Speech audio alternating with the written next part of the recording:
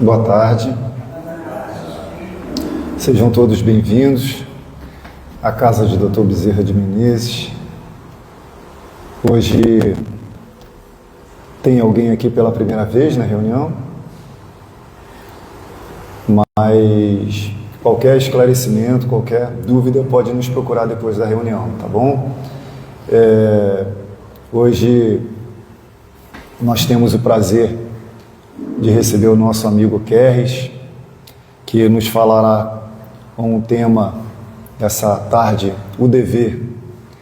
Nós vamos agora fazer o nosso preparo, que é do livro Pensamento e Vida, psicografado por Chico pelo Espírito de Emmanuel.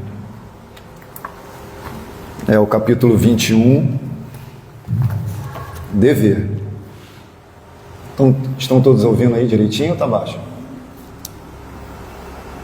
O dever define a submissão que nos cabe a certos princípios estabelecidos como leis pela sabedoria divina, para o desenvolvimento de nossas faculdades, para o desenvolvimento das nossas faculdades.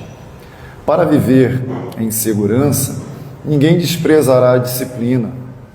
Obedecem às partículas elementares no mundo atômico, obedece à constelação na glória da imensidade. O homem viajará pelo firmamento a longas distâncias do lar em que se lhe vincula o corpo físico. No entanto, não logrará fazê-lo sem obediência aos princípios que vigem para os movimentos da máquina que o transporta.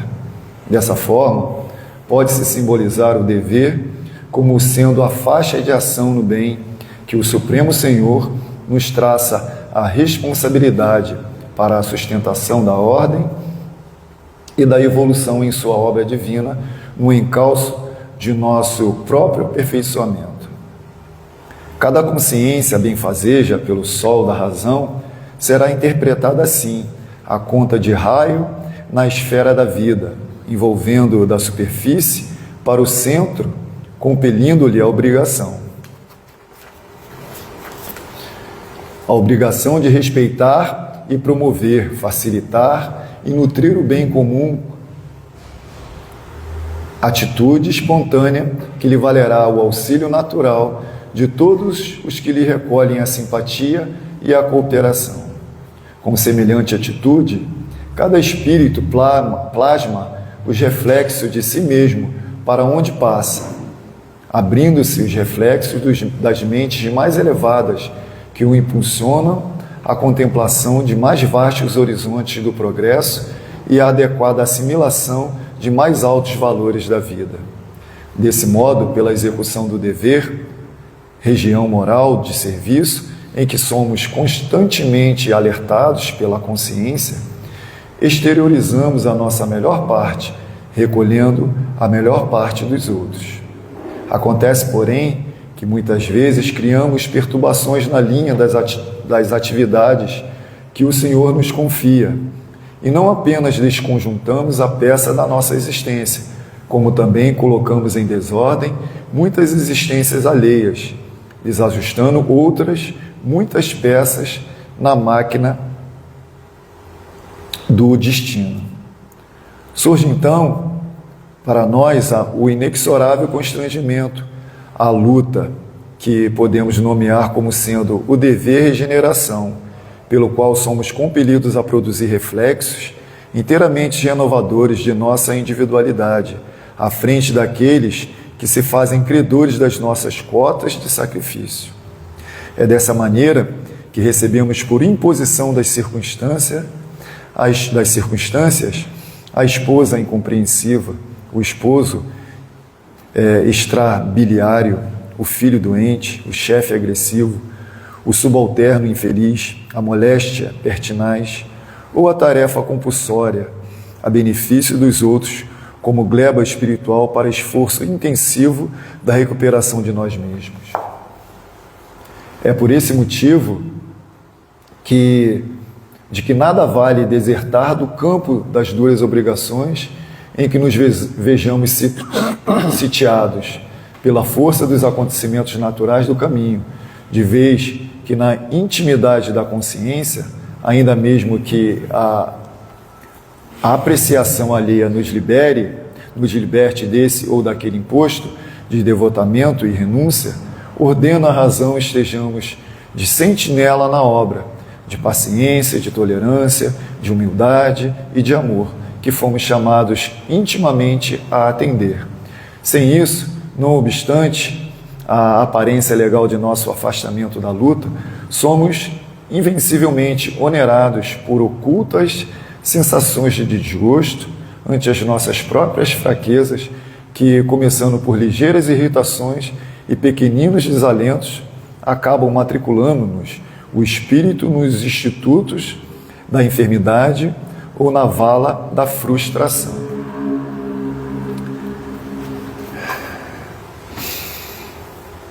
Que possamos,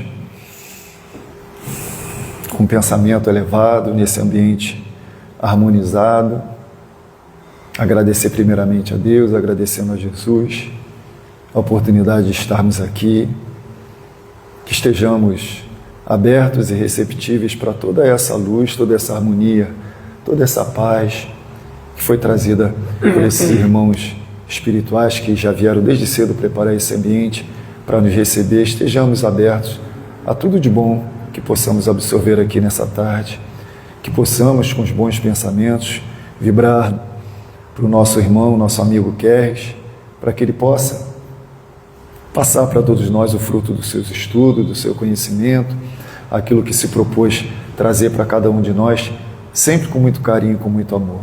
Que Deus nos abençoe a todos, abençoe essa tarde, abençoe a todos nós, até mesmo aqueles que não puderam chegar, que se sintam envolvidos nessa psicosfera de paz, de luz e de amor. Que assim seja.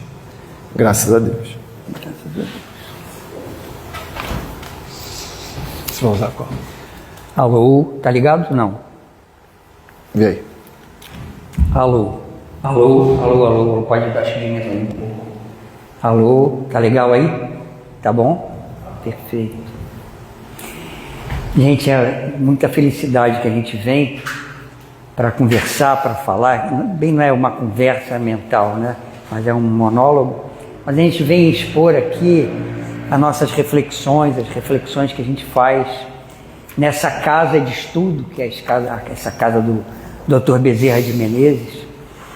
E é estudando que a gente vai entendendo a nossa vida, vai entendendo nossos problemas, vai entendendo os caminhos que nós tomamos durante a nossa caminhada aqui no planeta Terra. E essa doutrina maravilhosa vem abrir a nossa mente a respeito disso. Hoje é um tema incrível e o resumo todo de tudo que a gente vai falar foi nessa abertura, nesse texto, né, que foi lido, e é mais ou menos isso aí, tá? Que Jesus nos abençoe e por acréscimo de misericórdia que Ele possa ampliar a nossa percepção para nós entendermos e conseguirmos gerar dentro da gente forças para nós cumprirmos aquilo que a gente precisa, que hoje a gente chama de dever. Então, o dever está no capítulo 17 do Livro dos Espíritos.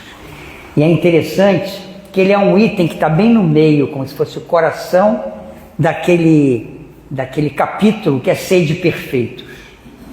Então, para nós sermos perfeitos, a gente tem que entender bem o que é o dever, como ele funciona, qual é a proposta dessa palavra de dever, o que a gente deve fazer.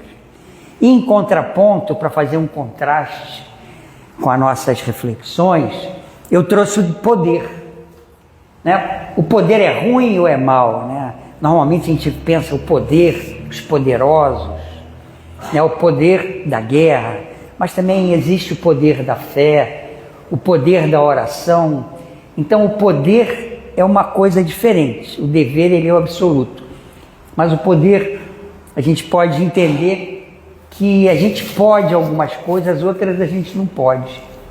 Por exemplo, eu não posso, não tem como eu querer dar um salto com minhas pernas e parar na lua. Não posso fazer isso. Está fora de qualquer possibilidade, é impossível. Eu não posso fazer isso. Mas na minha vida tem muitas coisas que eu posso fazer. inúmeras coisas que eu posso fazer. Mas nem tudo que eu posso fazer, ele corresponde à coisa certa. E o que é a coisa certa?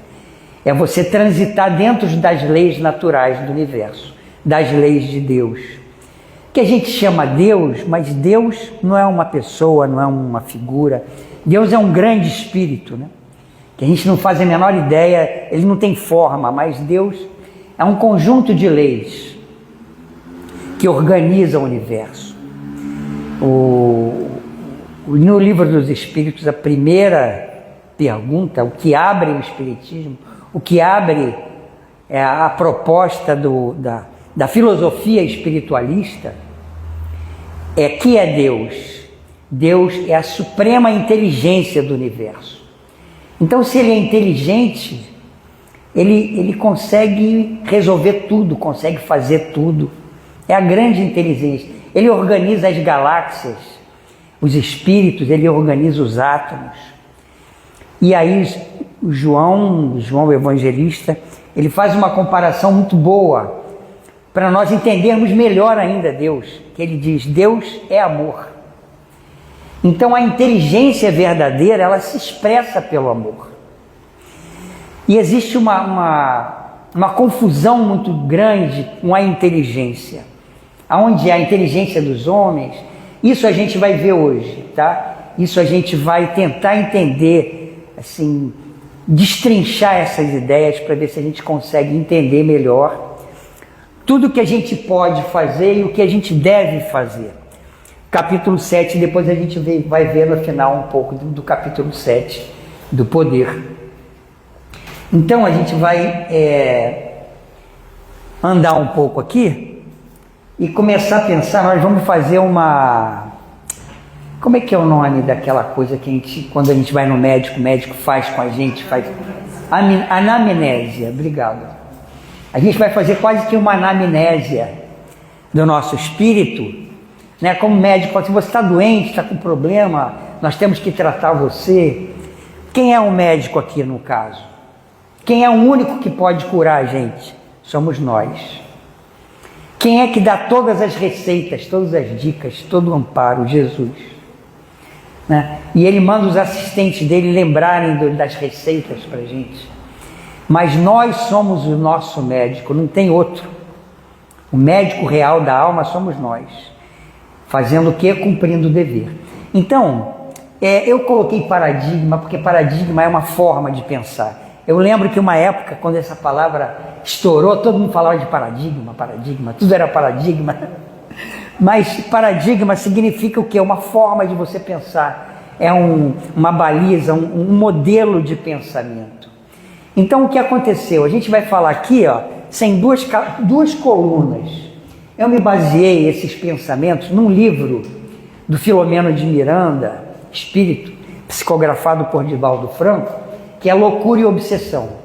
Ano passado nós estudamos ele a fim de entendermos melhor as reuniões mediúnicas e a mediunidade como um todo. Então, tem um capítulo que o Dr. Bezerra fala sobre isso, mais ou menos, né?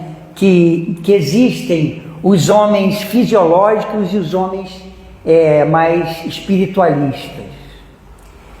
Que os fisiológicos, eles são em maior número hoje no planeta Terra do que os espiritualistas. Então, a gente pode pensar o seguinte, como é que começou essa coisa do materialista? Aonde começaram os materialistas? Os materialistas são errados? Os materialistas são atrasados? Como é que se começou? Qual foi esse início, fazendo essa anamnésia no primeiro passo? Quando termina, no século XV, a Idade Média, que a Idade Média ela era totalmente castradora, e os cientistas queriam estudar, dissecar o corpo humano depois de morto, queria olhar para as estrelas, estudar o céu, ele queria estudar a ciência, o magnetismo, mas vinha a Igreja Católica Apostólica Romana, desculpa, tem nada de igreja, é a Igreja Católica Apostólica, que essa época já não era mais, né?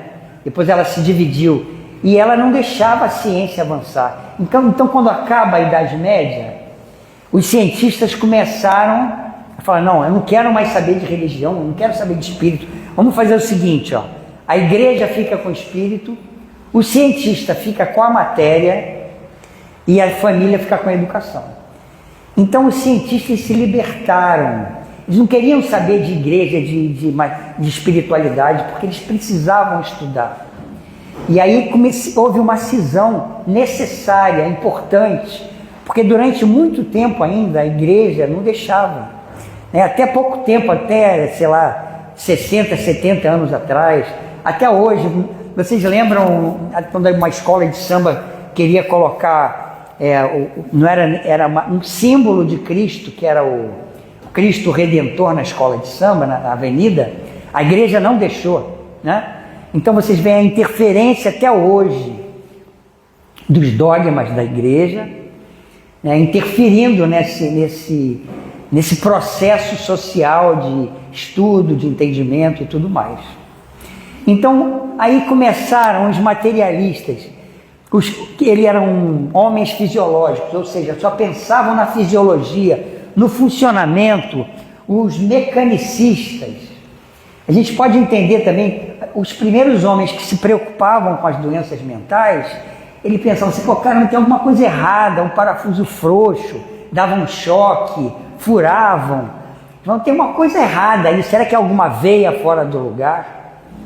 Porque eles associavam o comportamento humano, eles associavam toda essa loucura, esse frenesi, sei lá, esse desajuste mental com alguma coisa física, né? E ainda hoje persiste, existem ainda os mecanicistas. Pelo outro lado, os espiritualistas, eles não começaram com Jesus. Quero me corrigir. Começaram com Jesus, mas não há 2000 anos atrás, como muitas vezes a gente pensa. Emmanuel tem um livro chamado A Caminho da Luz.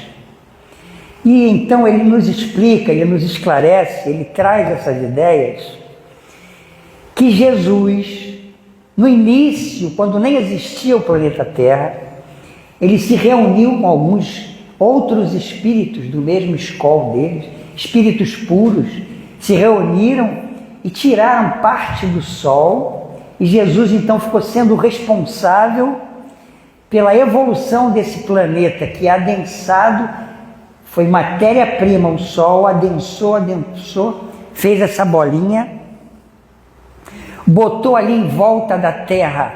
Vocês já viram um pneu quando anda e treme, né? Aí bota um chumbinho de um lado para ele ficar redondinho. Botou a Lua para equilibrar a Terra, para ela girar certinha e também para dar o mecanismo legal da Terra, né? O mecanismo geral. Por exemplo, é interessante a Gênesis, a gente estudando a Gênesis, fala da Lua, Gênesis, que a Lua, ela não tem um movimento de rotação como a Terra. A Lua é parada, apontada para a Terra assim, ó, e ela é em forma de pera. E tem uma coisa curiosa, que eu tenho que falar, que é uma curiosidade que veio aqui, que é o seguinte, as plantas não têm coração. Claro que tem. As plantas têm coração, é a Lua. A Lua é o coração das plantas. Olha que interessante, né? E lógico, como é que acontece isso? Gente, a maré, quando fica mais cheia do mar, é quando a Lua está virada, quando a Lua cheia está mais perto. Então a água do mar é atraída pelo magnetismo da Lua. Aí quando a Lua está do outro lado da Terra, a maré baixa. A mulher tem 9 meses, 9 meses não, são 9 luas de gravitacional, enchendo de água e depois descendo. E as plantas têm esse ciclo também.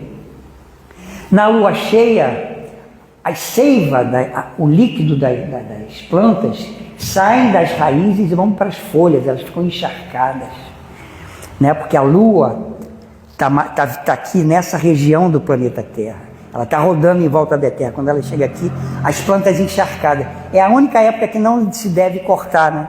Podar. Quando a Lua está do outro lado do planeta, a Terra, a água desce e aí você já pode podar. Então, por que eu estou falando da Lua?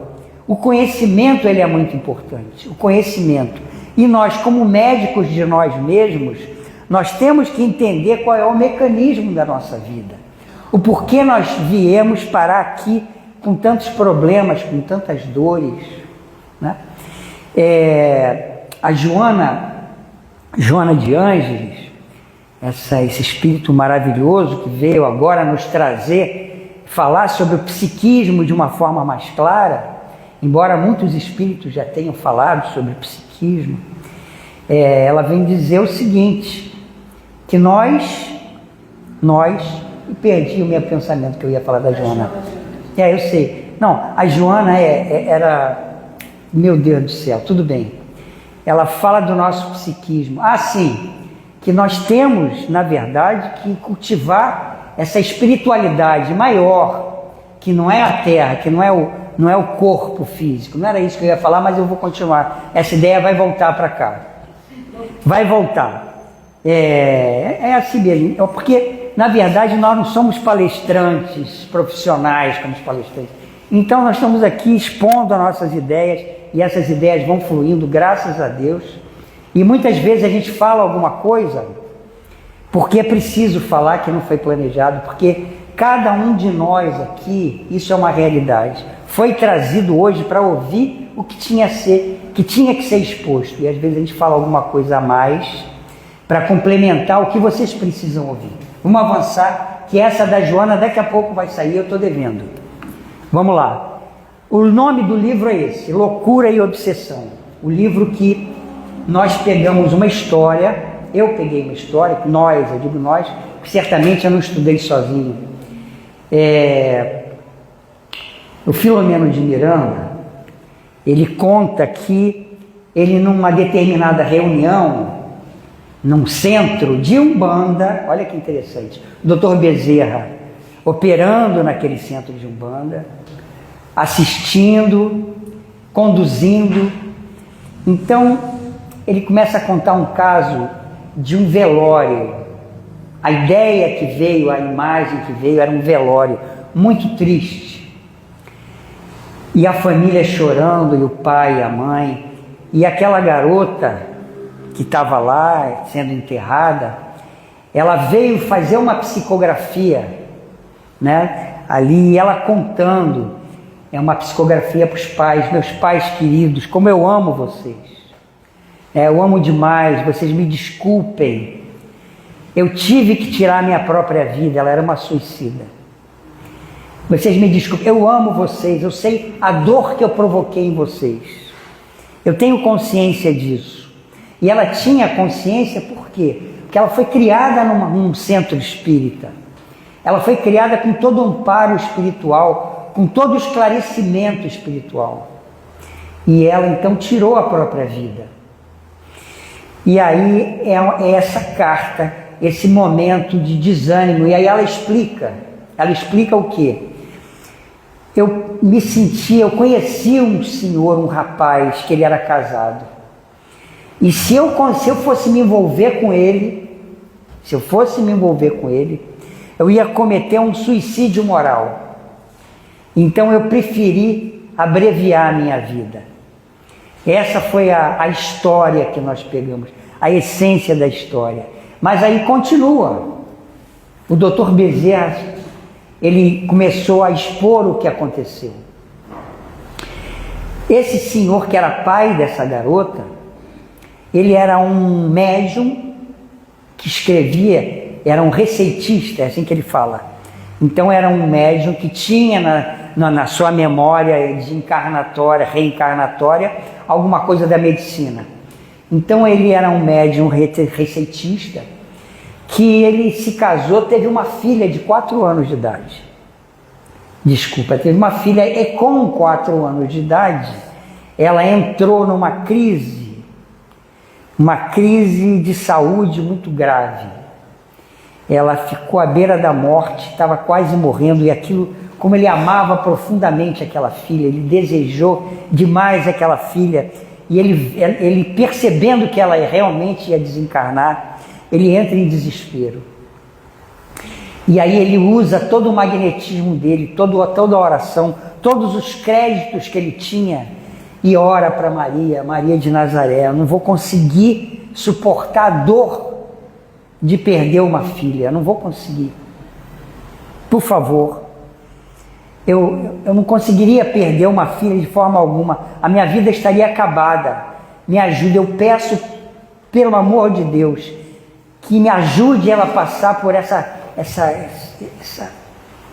doença e continue vivendo, porque eu não vou aguentar. Celina, ouvindo aquela oração, levou até Maria, e depois de um tempo, depois de mais de um tempo, mais um dia, a garota quase falecendo, Celina então deu a resposta de Maria de que ela continuaria viva.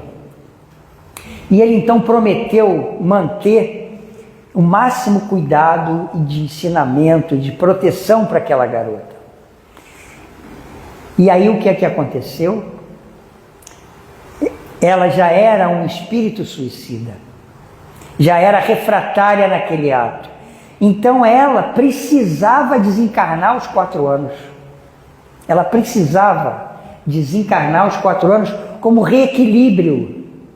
E depois, mais tarde, ela ia nascer de novo, reequilibrada, ia recompor de novo a família. Mas aquele pai, apesar de espírita, apesar de ter todo o conhecimento, ele não conseguiu atingir a consciência maior e acabou resgatando uma coisa muito mais difícil. Perder uma filha com 4 anos de doença é uma dor incrível, imensa, mas com uma filha de 20 e poucos anos se suicidando, tirando a própria vida, é um sofrimento muito maior, ainda mais quando a gente conhece a dor que é um suicida, e o suicida passa. Então essa é a história que eu trago para nós refletirmos sobre ela. Qual é o poder da fé? O poder da oração. Ele consegue interferir na vida dos outros. Então a gente deve, é o nosso dever, fazer a coisa certa. E qual é a coisa certa? E aí vamos nessa anamnésia mais profunda, um pouco mais lá atrás, anamnésia do nosso espírito, entender outra coisa aqui. Eu fiz um desenho para ficar mais fácil, porque é o seguinte, o Evangelho inteiro, ele nos aconselha a nós superarmos o egoísmo e o orgulho. O egoísmo e o orgulho é citado em todos os capítulos. Todos os capítulos do Evangelho, se tem algum eu não lembro, mas em todos é o orgulho ou o egoísmo, ou os dois juntos. Que o orgulho e o egoísmo, eles são a chaga da humanidade. É aquilo que não deixa a humanidade se iluminar. É o orgulho e o egoísmo. Mas de onde vem esse orgulho e esse egoísmo? De onde nós tiramos isso? Foi Deus que criou o orgulho e o egoísmo? Vocês acham que sim? Se alguém pensou que sim, está certo. Foi Deus que criou o orgulho e o egoísmo. Mas como e por quê? Em que época? Qual é a função dessas emoções? Né? O orgulho e o egoísmo, por que isso? Vamos lá. Por que esse sentimento de orgulho e de egoísmo? Nós vamos olhar para cá, ó. Isso aqui é o que? É o reino animal. A Gênesis e também obras póstumas, obra póstuma é melhor ainda. Ele tem um capítulo assim, ó, o orgulho e o egoísmo. E aí na primeira linha ele diz assim, o orgulho e o egoísmo iniciam não na animalidade, mas na preservação da espécie. O orgulho e o egoísmo iniciam na preservação da espécie. Ou seja, como em todos os animais, Deus desce um dom, porque os animais têm a inteligência deles. É o princípio inteligente, individual, cada um. A Joana diz que nós somos fascículos de luz. Ou seja, cada um lá atrás, quando Deus nos criou, éramos bolinhas de luz. Entramos na matéria no mineral. O André Luiz André Luiz diz que a primeira reunião que nós tivemos, como ainda faz ciclos de luz, foi no mineral através das forças sexuais. Olha que interessante, as forças sexuais, desde lá já existem essas forças sexuais. Aí avançamos mais um pouco, chegamos em vários reinos, mas começou ali nos vírus, e Deus dali para frente diz assim: agora você vai lutar a vida inteira para não morrer. É a preservação da espécie. E aí todos os seres vivos no reino animal, todos, eles lutam para não morrer, não desencarnar. Só isso que eles pensam: eu não vou morrer. E para isso precisa do orgulho e do egoísmo, para não desencarnar. Porque o orgulho e o egoísmo é a mesma coisa que a preservação da espécie. É isso que a obras póstumas e Gênesis veio nos explicar. Vamos lá, egoísmo nos animais. Eu sempre dou o exemplo dos pombos na praça. Vocês jogam milho, eles fazem fila para comer? Não, eles comem o mais rápido possível, né? Vão ali, comem, brigam para comer. Os cachorros também, da mesma forma. Se não separem vasilha, eles vão lá e brigam. Eles são egoístas por natureza. É a natureza, eles precisam ser egoístas. Porque dentro dessa seleção natural, existe o egoísmo. Eles têm que primeiro sobreviver. É a sobrevivência, é um instinto de sobrevivência, que se desdobra em reprodução, um instinto de sobrevivência, que se desdobra em você se alimentar e você procurar um ambiente propício para você continuar vivo. Tá bom. Então, esse egoísmo, esse orgulho, que é um instinto de sobrevivência, nós aqui no início nós temos isso, porque nós viemos do reino animal. Então, quando o Dr. Bezerra diz que aqui são os homens fisiológicos, que são a maioria, os homens fisiológicos, são homens que nós somos herdeiros da animalidade.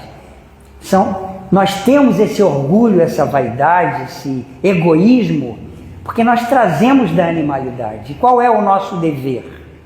Trazendo o dever agora em pauta. É nós abrirmos mão do egoísmo e do orgulho. Porque é natural, faz parte da natureza do espírito.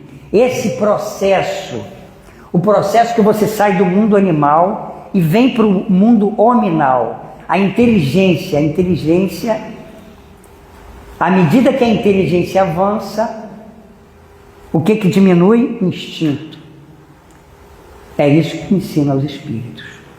Então, o que acontece? Ele diz que nós estamos aqui, nós temos partes ainda egoístas e orgulhosos, mas já estamos nos iluminando, a gente já consegue ver, né? Nós não somos mais mecanicistas, nós sabemos que existe o corpo e a alma, pensamos aqui na iluminação, e a iluminação ela não é o que a gente pensa. Para nós nos iluminarmos, não precisamos virar espíritos puros. Nós não precisamos ser espíritos puros, nós precisamos abrir mão do orgulho e do egoísmo. Esse é o nosso dever no dia a dia. O poder. Vamos lá. Eu coloquei aqui essas duas figuras mitológicas, porque isso aqui é a grande maioria dos homens que ainda navegam no orgulho e na vaidade. Como é que eles usam a inteligência deles, esses senhores da guerra? Então, toda a nossa sociedade, vocês podem imaginar uma coisa, no capítulo do poder, né, ele diz o seguinte: cuidar do corpo e do espírito, né? Começando pela alimentação, começando pelo pensamento do espírito, né? Mas ele diz que o nosso corpo é uma prisão, é a prisão do espírito, o corpo. É a prisão do espírito. É isso que está lá no Evangelho. Então a gente tem que cuidar bem do corpo, por isso também. Mas como é que a gente vai agir aqui, o pensamento ligado à materialidade ainda, né, ao orgulho, ao egoísmo, vai criar guerra, vai criar doença, vai querer tudo para ele. Muita coisa que a gente consome é produzido por espíritos que têm um desenvolvimento intelectual, que eles produzem alimentos que não são alimentos. São coisas que vão satisfazer a nossa fome, mas não são alimentos, não é? E isso a gente tem que prestar atenção também nos nossos alimentos.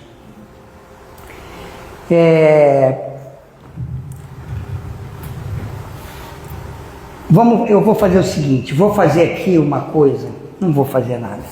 Eu vou seguir aqui. Não, eu não estou querendo me aprofundar mais, mas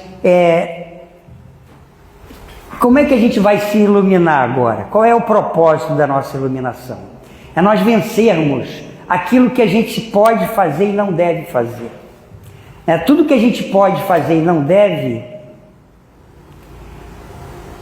a gente tem que abrir mão disso. E é difícil isso, é muito difícil nós abrirmos mão daquilo que a gente não deve fazer. Mas o dever está aí, é a essência do dever. Eu vou abrir aqui o Evangelho.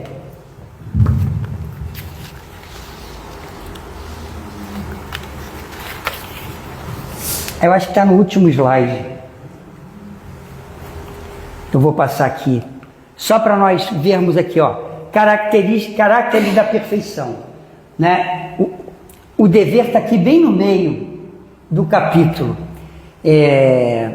Esse é o sede perfeitos, esse são o que nós devemos fazer. Está o dever. O homem de bem, os bons espíritas, parábola do semeador, instrução dos espíritos, a virtude, o superior e o inferior, o homem no mundo, cuidar do corpo e do espírito. Tá. O dever, ele está incluído em tudo isso. Característica da perfeição é o homem que consegue cumprir os seus deveres morais. Se a gente for ver a moralidade, ela está ligada ao espírito, mas também está ligada à matéria. É isso que vem indicar aqui nesse capítulo. O homem de bem é justamente o que cumpre o dever. Os bons espíritas são aqueles que entendem e conduzem a sua vida de acordo com aquilo que a gente deve fazer, com as leis de Deus, de acordo com as leis de Deus. O dever é o próprio dever, a virtude. O homem virtuoso é aquele que consegue superar as suas fraquezas, o seu orgulho e o seu egoísmo.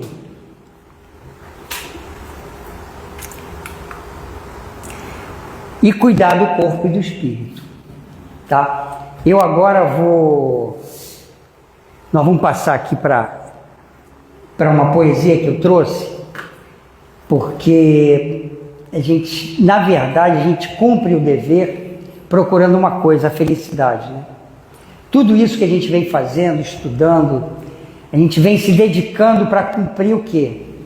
As coisas boas, cumprir as leis de Deus, para chegar na felicidade. Porque nós fomos criados para sermos espíritos felizes. É a felicidade que a gente está procurando.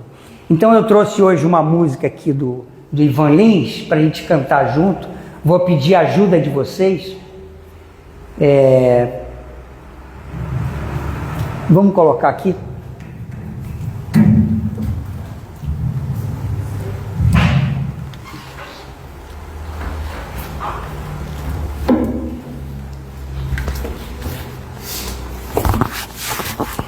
Vocês conhecem essa música? Conhecem, né? Peraí, deixa eu botar por aqui por baixo, para ficar mais perto de mim. Ótimo, estão me ouvindo, né? Então, gente,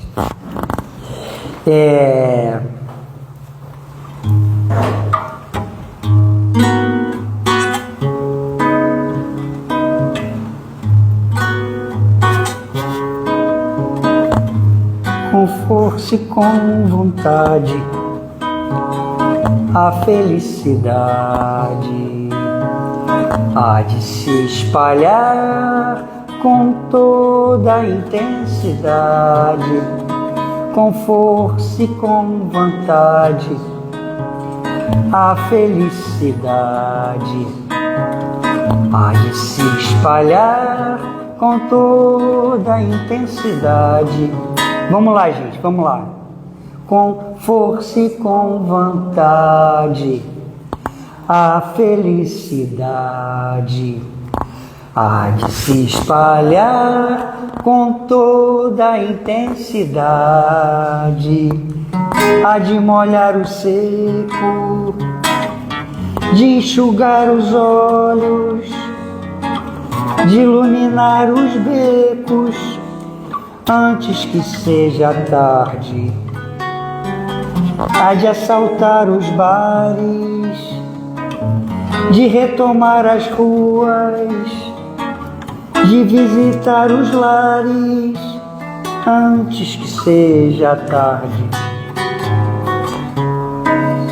Com força e com vontade, a felicidade há de se espalhar com toda a intensidade. Com força e com vontade, a felicidade há de se espalhar com toda a intensidade, há de rasgar as trevas, de abençoar o dia e de guardar as pedras antes que seja tarde, há de deixar sementes no mais bendito fruto, na terra e no ventre, antes que seja tarde. Com força e com vontade, a felicidade há de se espalhar com toda a intensidade, há de fazer alarde e libertar os sonhos antes que a chama apague, antes que a chama apague, antes que a fé se acabe, a felicidade há de se espalhar com toda a intensidade, com força e com vontade, a felicidade há de se espalhar com toda a intensidade. É isso, gente.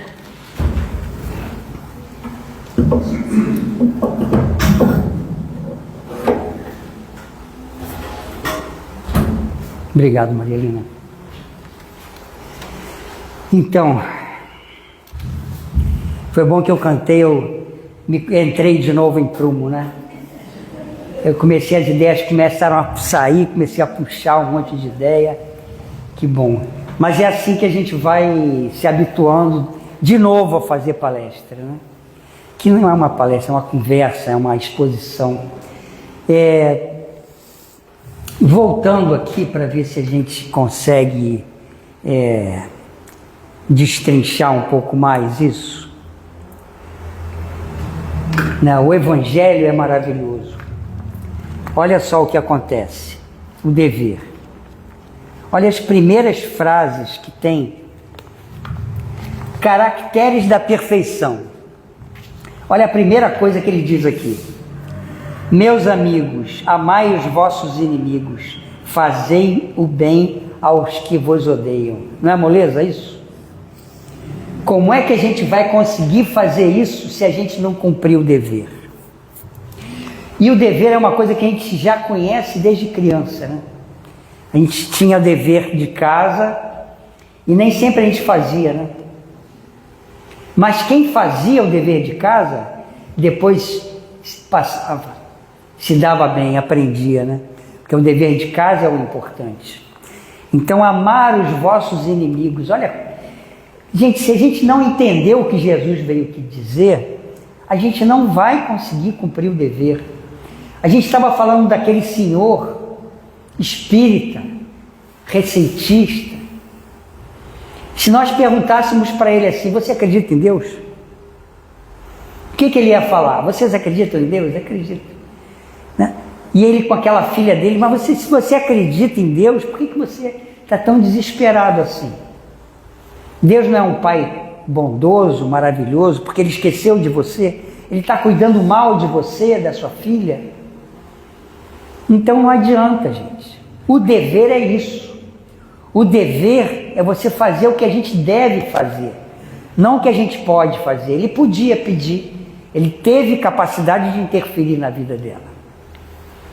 E aí isso vem de encontro a nossos desejos, a nossa aceitação das nossas dificuldades. Todas as dificuldades que a gente passa na vida, a gente tem que saber que são dificuldades, que são desdobramentos da lei de Deus. Deus, ele não descansa nunca, não vê novela, não vê futebol. Ele é onipresente, ele está em todos os lugares, porque a força divina que une os átomos, a força divina está em todos os lugares, porque a matéria, o fluido cósmico universal está nesse microfone, no ar, nas paredes. Então Deus está em todos os lugares. E ele pode tudo. Ele não é a suprema inteligência do universo, então ele pode tudo. Então, perdoar os inimigos, é uma das chaves de tudo, do dever. Porque quando você tem um inimigo, é porque você está se sentindo vítima. Tá bom, qual é o meu inimigo? O cara que coloca som à noite alto e não deixa eu dormir. Primeira coisa que você tem que pensar, isso estava na lei, eu tenho que aprender alguma coisa com isso. Eu já fiz alguém não dormir, sabia que estava fazendo uma coisa errada, então Deus está tentando me ensinar alguma coisa. Fui roubado. E aí a gente conhece o caso do empresário que procurou o Chico. Chico, não aguento mais. Cada sócio, cada gerente, eu sinto todo mundo me roubar, Chico. O que o Chico falou? Meu amigo, é difícil devolver, não é? Ou seja, ele nunca tinha roubado aquela encarnação, mas na história dele tinha aquele momento de roubo que ele tinha que aprender. Aquilo era um aprendizado. Então, perdoar o inimigo, perdoar a pessoa que te traiu, te roubou. E normalmente o inimigo está ligado àquelas coisas que nós vimos ali, os instintos, né? Ou é através da sexualidade, alguém que roubou a minha esposa, ou a minha esposa que me traiu, ou no dinheiro, alguém roubou meu dinheiro, ou então o que me humilhou, né? O orgulho me humilhou. O orgulho, ele vem naturalmente também, você vê nas alcateias, né? Mas todo mundo quer ser líder. Isso é o orgulho. Um briga com o outro, briga até que o mais forte. Ele sempre vai ser desafiado, mas é o orgulho. É uma coisa natural lá nos reinos inferiores. Nós não precisamos ter orgulho, nós temos que ser humildes. Porque nós temos que praticar a caridade. O orgulho e o egoísmo são opostos da caridade, da humildade. Então, quando a gente faz aquele quadro lá dos homens, a metade homem, a metade animal, é isso que nós estamos falando. As sereias, mulheres sereias, né? Metade mulher, metade sereia, que encantam os homens, né? São aquelas que querem encantar os homens. Essa moça, por exemplo, ela se suicidou por quê? Porque ela se sentiu constrangida de destruir um lar. E não teve estrutura psíquica para aguentar. Estava sendo tratada através da reencarnação, do desencarne. Nós temos o dever de encarar a morte diferente. É um dever. A morte a gente vem experimentando conscientes, pelo menos há 50 mil anos, segundo a doutora Modesta. E o André Luiz também fala isso na Evolução de Dois Mundos. 50 mil anos conscientes de morte, vida, morre. E até hoje a gente tem medo da morte. Por quê? Por que a gente tem medo da morte? Porque o medo da morte, ele vem junto com o orgulho e o egoísmo, que é o instinto de preservação. O instinto de preservação tem que ficar lá nos outros reinos. Agora, como é que a gente vai superar isso? Através da moralidade. Através da moralidade. A moralidade só tem uma forma de se concretizar na nossa vida. Nós cumprindo o dever. Cumprimos o dever, ok. Mas qual é o dever? Qual é o dever? É fazer ao próximo como a si mesmo. É não transgredir as leis de Deus. Porque assim, existem duas margens do que a gente pode fazer. A gente pode conseguir, a gente pode paquerar a esposa do vizinho, a gente pode roubar, tudo isso está ao nosso alcance. A gente pode comprar uma arma, planejar o mal, tudo isso a gente pode. Né? Mas será que a gente deve fazer isso? Não. Porque isso não está de acordo com a lei de Deus. A lei de Deus é a lei do amor. É a lei da inteligência. O amor e a inteligência estão juntos. Vou fazer aqui um quadro. Vou fazer. Agora eu resolvi escrever. Para a gente entender o que é a inteligência. Obrigado.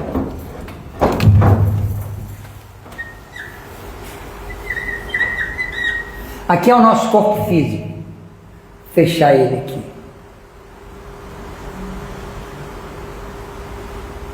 Mas para nosso corpo físico ser construído, é um reflexo. Um reflexo de quê? Do perispírito. Aqui está o nosso perispírito. Vamos fazer ele um pouco maior. Nosso perispírito. Então, o perispírito é a forma do espírito. Quando do corpo físico. O corpo físico desencarna, o perispírito é a forma, continua lá. Mas e como é que o perispírito é formado? Como é que o perispírito é formado? Ele é formado pelo corpo mental. Vamos representar aqui o corpo mental assim.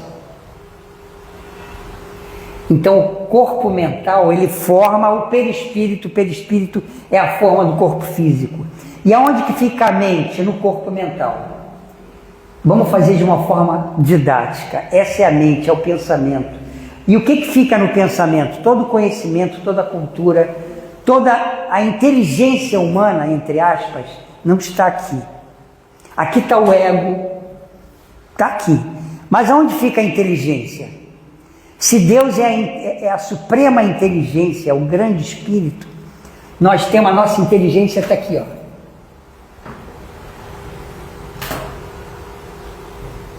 É um ser muito maior. É um ser muito maior que abriga tudo isso. Aqui está a inteligência, está o amor. Isso aqui é uma falsa inteligência que está no corpo mental, que está na mente. Então a mente é uma ferramenta de evolução, de crescimento. A mente é Então a mente ela é uma ferramenta que ela sai do nosso controle, ela é automática, ela não para de falar. É tagarela, Às vezes você sente alguma coisa, passa por uma experiência e a mente fica sozinha, e você, meu Deus, eu não quero pensar nisso. Então, se você é o espectador da mente, você está olhando para a mente, você não é a mente. A mente é uma ferramenta, assim como o corpo físico é uma ferramenta. Esse nosso corpo físico é uma ferramenta de evolução. E a mente também é um corpo físico, é físico, mas é um corpo de evolução, a mente, o pensamento. A mente, ela é uma ferramenta que recorda o passado e ela planeja o futuro. Por que a gente faz a nossa meditação? A meditação é você nem viver o passado nem o futuro, é se desligar do pensamento. Aí você vem aqui, ó, se desliga, você consegue atingir o teu eu maior, o amor, a inteligência. A inteligência está no todo. A inteligência não está na mente. E aí o que acontece? Quando você usa a inteligência, mas você é ligado à matéria,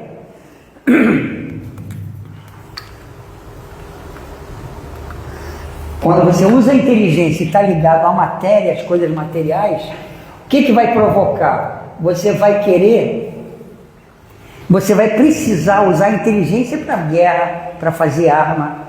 Vai fazer, com a tua inteligência, você vai fazer dinheiro. Como? Fazendo comida, não fazendo alimento. Então você promove a comida. Você promove, por exemplo, coisas que te dão muito dinheiro, mas não fazem bem para a gente, mas ele quer o dinheiro. É a inteligência, que não é essa aqui. Aqui está o falso eu, que é o ego, e está a falsa inteligência. A inteligência está no eu maior. Então, quando a gente acessa o eu maior, a inteligência real, para o bem, a gente começa a usar o amor, o sentimento real. O sentimento real não está na mente, está no eu maior. Então a gente tem que parar de pensar, isso é a meditação. É você prestar atenção na tua respiração, se colocar. E não tem outro jeito. Só tem uma forma. É usar a mente para entender. É o momento que a gente está, o momento evolutivo que a gente se encontra, a gente precisa da mente para estudar, para entender. E só tem uma saída, a caridade. Sem a caridade, porque a caridade a gente repete tanto que parece que ficou uma coisa mais dura, incompreensível, mas a caridade é a única saída que nós temos. E para nós executarmos a caridade, nós precisamos cumprir o dever. O dever é o único caminho que nós temos. A caridade é a única prática que nós temos. Porque nós vamos ser certamente abençoados com a caridade. Nós vamos ser, de todas as formas, a nossa vida vai ser abençoada. E quando a gente fala de bênção, a gente imagina um rio. Nós somos cercados pelos dois lados, e tudo que a gente pode fazer, a gente está nas margens do rio, preso nos galhos, no lixo. Quando a gente é abençoado, a gente vem para o meio do rio e segue a vida com facilidade. A gente cresce, a gente se ilumina quando a gente consegue cumprir o dever e praticar a caridade, abençoar a caridade. Deus te abençoe o gesto de ternura, alma da caridade branda e pura, pela migalha de ventura aos tristes do caminho. Deus te abençoe a refeição sem nome que trazes a cada dia aos cansados viajores da agonia que padecem de fome. Deus te abençoe a bolsa de esperança que abres a sós quando ninguém te espreita, para a gota de leite destinada à criança. Deus te abençoe a fala calma e santa com que aplacas a ira da calúnia, o escárnio da mentira, da voz que acalma e que levanta. Caridade, que o seu nome soe pleno de amor profundo e que por tudo que fazes nesse mundo, Deus te pague e Deus te abençoe. Boa noite, gente.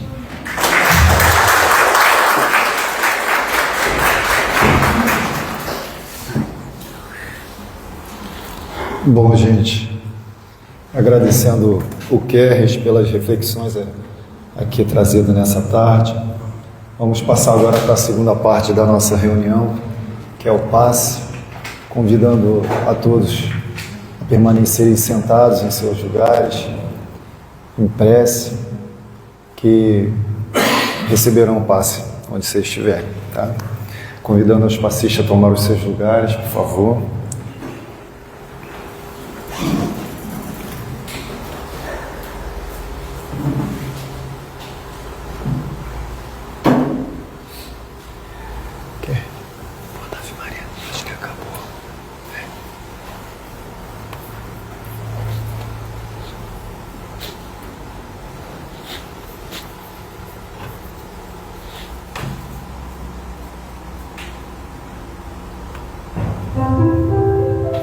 Pensando em Jesus.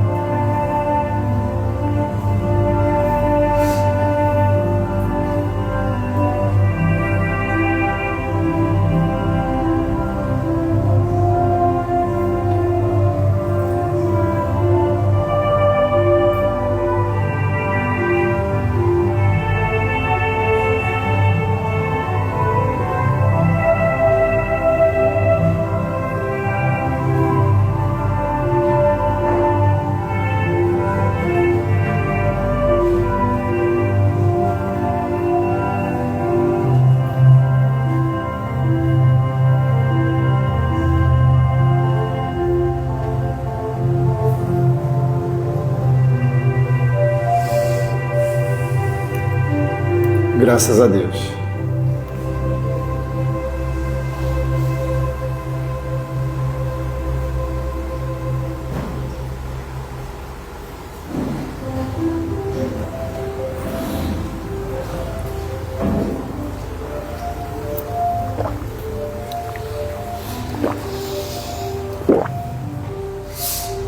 Vamos mais uma vez, já com pensamento elevado, nesse ambiente já harmonizado, agradecendo sempre a presença dessa espiritualidade amiga que nos envolve, trazendo paz, força, harmonia, melhor entendimento para as nossas dúvidas, para as nossas aflições.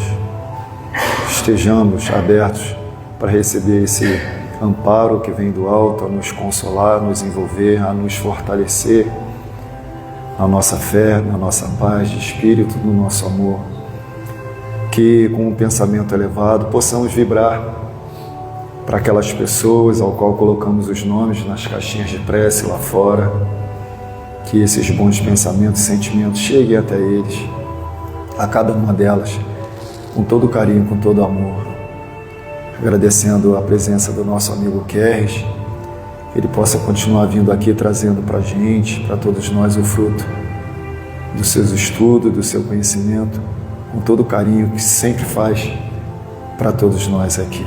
Que o Senhor abençoe a sua família, abençoe o seu lar, e que no retorno dos nossos lares possamos levar essa psicosfera de amor àqueles que lá ficaram, possamos levar essa paz, essa harmonia para a nossa semana, possamos refletir sobre as nossas obrigações, sobre os nossos deveres, sobre aquilo que podemos e que devemos fazer. Que Deus nos ajude nessa caminhada. Que essa luz divina, essa paz, a nossa Mãe Maria nos envolva com seu manto de luz, hoje, agora e sempre. Que assim seja. Graças a Deus. Graças a Deus.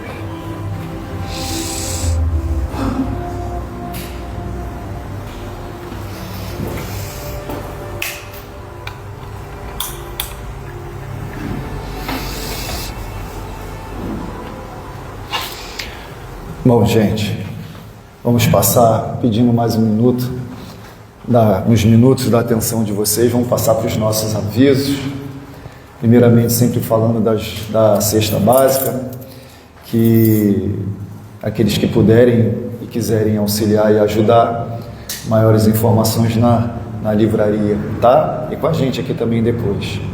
Temos a biblioteca e a cantina a livraria, a biblioteca e cantinas ficam abertas 30 minutos antes e 30 minutos depois, após as reuniões. O nosso brechó, com a importância das doações, aqueles que puderem doar, né, roupas, calçados e outras coisas mais em bom estado. E gestantes têm a doação de fralda, esse trabalho que é feito com as gestantes, né? Tamanho de fralda M, e a evangelioterapia presencial e online. Temos vários horários também, depois você pode se informar com a gente, convidando as pessoas que quiserem contribuir com a casa, como sócio contribuinte também, pode se informar depois conosco. E aqueles que gostam de animais, que quiserem apadrinhar os gatinhos, temos vários gatinhos aqui na casa, podem adotar, podem ajudar com alimentação, com ração, e aqueles que forem contemplados com livros, se quiser de brinde um gato junto, por favor, podem levar um gatinho de brinde, tá bom? Falando do seminário, né? Que foi um sucesso, tá? Agradecendo a presença daqueles que puderam comparecer, e em breve estará no nosso canal do YouTube. Temos 2 rifas no valor de R$5, 2 quadros decorativos e uma airfry nova. Quem se interessar também, elas estão expostas lá na livraria, né? Sigam o GBEM nas redes sociais, Instagram, GBEM Rio, YouTube, GBEM Rio também. Vamos fazer o sorteio dos livros, né? 3 livros, Kerres.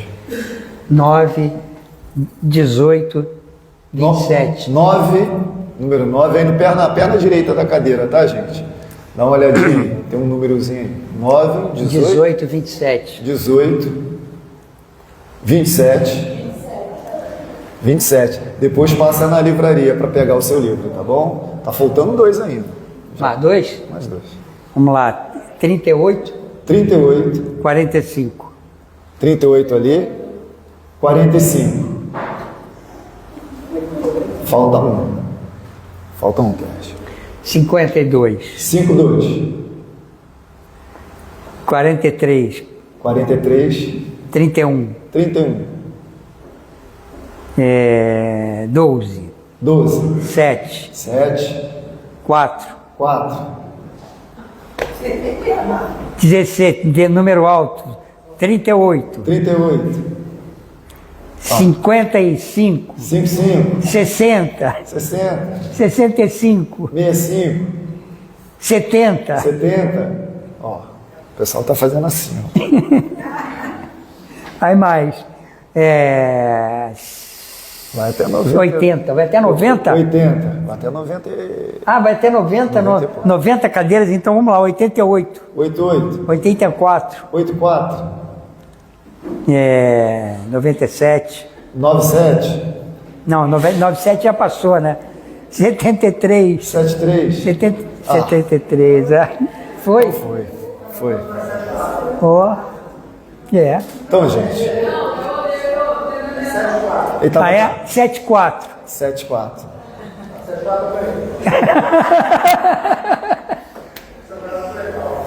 Então foi? Foi, não foi? O pessoal tá quase gritando, né? Falando. Obrigado, gente, pela presença de vocês. Todos tenham um bom final de semana. Que Deus abençoe a todos nós.